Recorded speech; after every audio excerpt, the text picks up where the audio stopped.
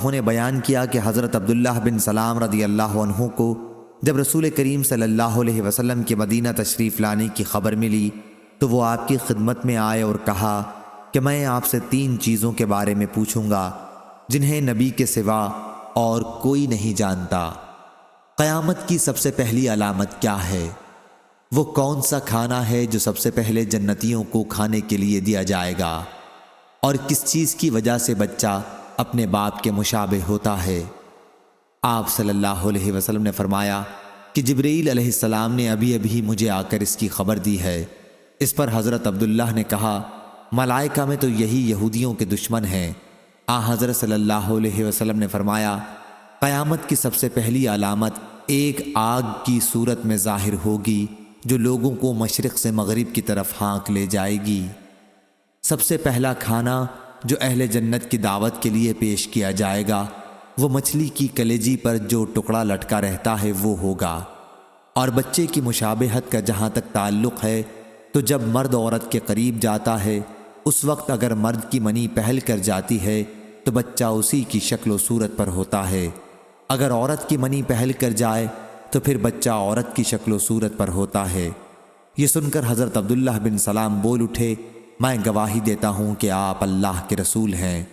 پھر عرض کیا یا رسول اللہ یہود انتہا کی جھوٹی قوم ہے، اگر آپ کے دریافت کرنے سے پہلے میرے اسلام قبول کرنے کے بارے میں انہیں علم ہو گیا تو آپ صلی اللہ علیہ وسلم کے سامنے مجھ پر ہر طرح کی تہمتیں دھرنی شروع کر دیں گے۔ چنانچہ کچھ یہودی آئے اور حضرت عبداللہ رضی اللہ عنہ گھر کے اندر چھپ کر بیٹھ گئے۔ حضرت صلی اللہ علیہ وسلم نے ان سے پوچھا تم لوگوں میں عبداللہ بن سلام کون صاحب ہیں؟ سارے یہودی کہنے لگے وہ ہم میں سب سے بڑے عالم اور سب سے بڑے عالم کے صاحبزادے ہیں، ہم میں سب سے زیادہ بہتر اور ہم میں سب سے بہتر کے صاحبزادے ہیں۔ حضرت صلی اللہ علیہ وسلم نے ان سے فرمایا اگر عبداللہ مسلمان ہو جائیں تو پھر تمہارا کیا خیال ہوگا؟ انہوں نے کہا اللہ تعالیٰ انہیں اس سے محفوظ رکھے۔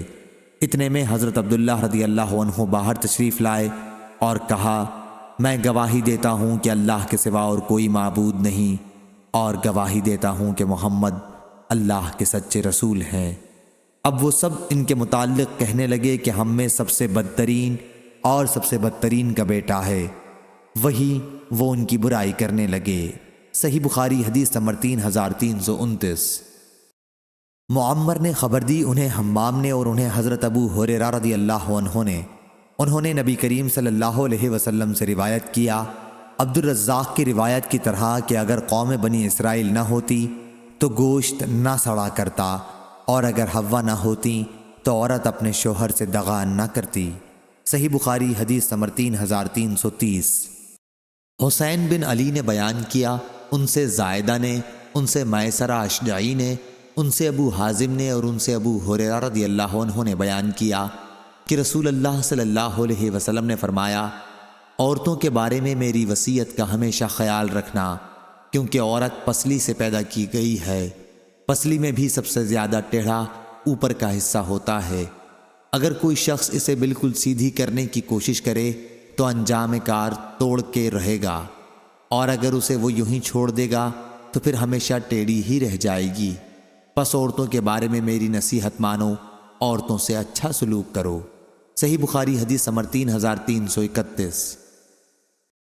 زید بن وہب نے بیان کیا کہا ہم سے عبداللہ بن مسعود رضی اللہ عنہ نے بیان کیا کہ نبی کریم صلی اللہ علیہ وسلم نے بیان فرمایا اور آپ سچوں کے سچے تھے کہ انسان کی پیدائش اس کی ماں کے پیٹ میں پہلے 40 دن تک پوری کی جاتی ہے، پھر وہ اتنے ہی دنوں تک علقہ یعنی غلیظ اور جامد خون کی صورت میں رہتا ہے، پھر اتنے ہی دنوں کے لیے مضغہ گوشت کا لوتھڑا کی شکل اختیار کر لیتا ہے، پھر چوتھے چلے میں اللہ تعالیٰ ایک فرشتے کو 4 باتوں کا حکم دے کر بھیجتا ہے، پس وہ فرشتہ اس کے عمل، اس کی مدت زندگی، روزی اور یہ کہ وہ نیک ہے یا بد کو لکھ لیتا ہے۔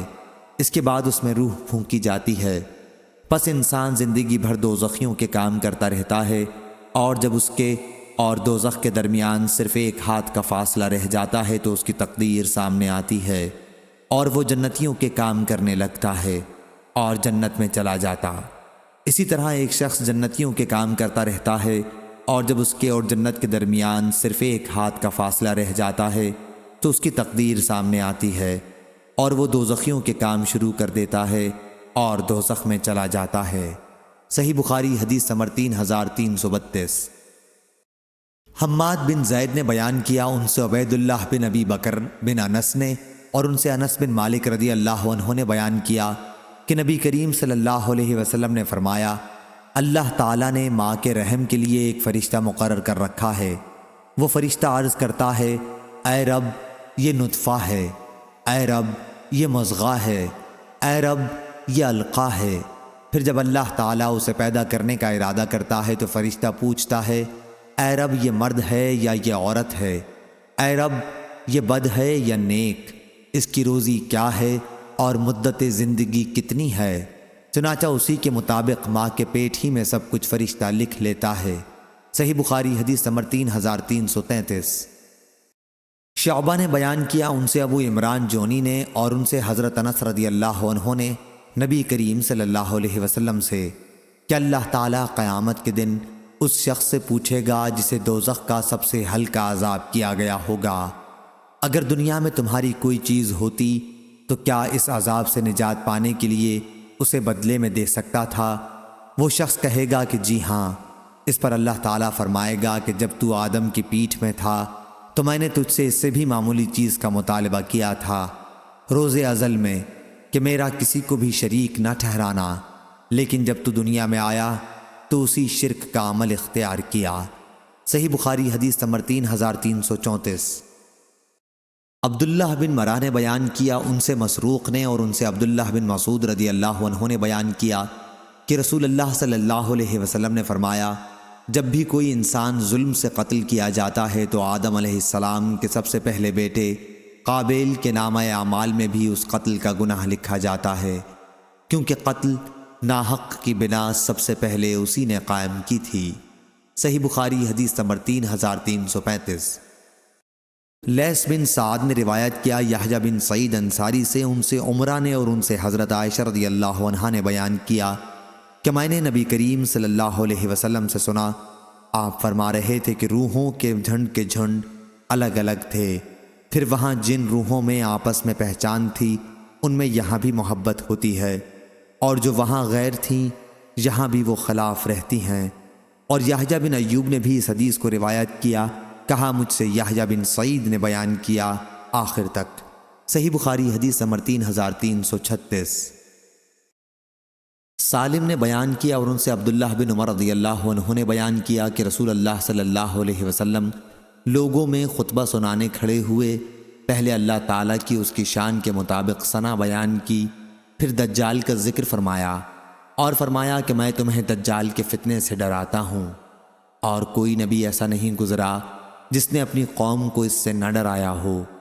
نوح علیہ السلام نے بھی اپنی قوم کو اس سے ڈرایا تھا، لیکن میں تمہیں اس کے بارے میں ایک ایسی بات بتاتا ہوں جو کسی نبی نے بھی اپنی قوم کو نہیں بتائی تھی۔ تمہیں معلوم ہونا چاہیے کہ دجال کانا ہوگا اور اللہ تعالیٰ اس عیب سے پاک ہے۔ صحیح بخاری حدیث نمبر 3337۔ شیبان نے بیان کیا، ان سے یحییٰ نے، ان سے ابو سلمہ نے اور انہوں نے ابو ہریرہ رضی اللہ عنہ سے سنا، آپ نے بیان کیا کہ نبی کریم صلی اللہ علیہ وسلم نے فرمایا، کیوں نہ میں تمہیں دجال کے متعلق ایک ایسی بات بتا دوں جو کسی نبی نے اپنی قوم کو اب تک نہیں بتائی۔ وہ کانا ہوگا اور جنت اور جہنم جیسی چیز لائے گا، پس جسے وہ جنت کہے گا در حقیقت وہی دوزخ ہوگی، اور میں تمہیں اس کے فتنے سے اسی طرح ڈراتا ہوں جیسے نوح علیہ السلام نے اپنی قوم کو ڈرایا تھا۔ صحیح بخاری حدیث نمبر 3338۔ ابو سعید خدری نے بیان کیا کہ نبی کریم صلی اللہ علیہ وسلم نے فرمایا، قیامت کے دن نوح علیہ السلام بارگاہ الہی میں حاضر ہوں گے، اللہ تعالیٰ دریافت فرمائے گا، کیا میرا پیغام تم نے پہنچا دیا تھا؟ نوح علیہ السلام عرض کریں گے، میں نے تیرا پیغام پہنچا دیا تھا۔ اے رب العزت، اب اللہ تعالیٰ ان کی امت سے دریافت فرمائے گا، کیا نوح علیہ السلام نے تم تک میرا پیغام پہنچا دیا تھا؟ وہ جواب دیں گے، نہیں، ہمارے پاس تیرا کوئی نبی نہیں آیا۔ اس پر اللہ تعالیٰ نوح علیہ السلام سے دریافت فرمائے گا، اس کے لیے آپ کی طرف سے کوئی گواہی بھی دے سکتا ہے؟ وہ عرض کریں گے کہ محمد صلی اللہ علیہ وسلم اور ان کی امت کے لوگ میرے گواہ ہیں۔ چنانچہ ہم اس بات کی شہادت دیں گے کہ نوح علیہ السلام نے پیغام خداوندی اپنی قوم تک پہنچایا تھا، اور یہی مفہوم اللہ جل ذکرہ کے اس ارشاد کا ہے کہ اور اسی طرح ہم نے تمہیں امت وسط بنایا تاکہ تم لوگوں پر گواہی دو، اور وسط کے معنی درمیانی کے ہیں۔ صحیح بخاری حدیث نمبر 3339۔